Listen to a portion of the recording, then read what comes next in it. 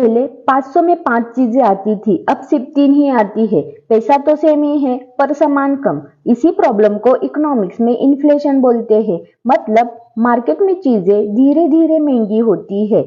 पर ट्विस्ट यह है कि इन्फ्लेशन एक रीजन से नहीं होता, इसके 3 मेन कॉजेस है। कौन कौन से? एक होता है डिमांड पुल, कॉस्ट पुश और मॉनेटरी। आज हम सबसे पहले कॉमन वाला देखेंगे, डिमांड पुल इन्फ्लेशन।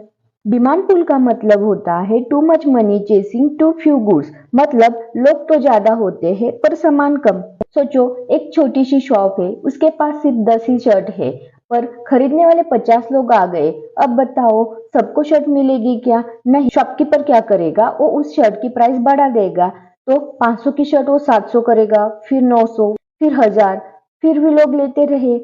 अब मेरी बात ध्यान से सुनो, लोग ज्यादा है पर सामान कम है तो प्राइस क्या होगी? प्राइस ऊपर जाएगा। बस इतना ही लॉजिक है। इकोनॉमिक्स में इसे ही बोलते हैं डिमांड पुल इन्फ्लेशन। जब डिमांड ज्यादा हो जाती है और सप्लाई कम होता है तो प्राइसेस खुद बढ़ जाते हैं। अब थोड़ा इकोनॉमिक्स समझो। डिमांड का मतलब सिर्फ चीज को पसंद करना नहीं होता। डिमांड का मतलब होता है आपकी वो चीज खरीदने की तैयारी भी होनी चाहिए और आपके पास खरीदने के लिए पैसे भी होने चाहिए।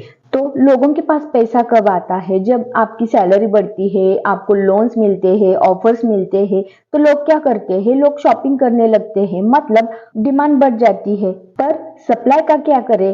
फैक्ट्री एक दिन में डबल माल तो नहीं बना सकती, प्रोडक्शन में तो टाइम लगता है ना।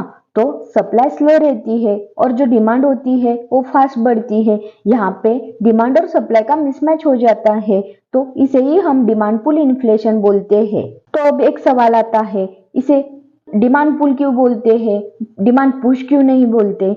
देखो, क्योंकि जो डिमांड होती है वो हमारे प्राइजेस को खींच लेती है।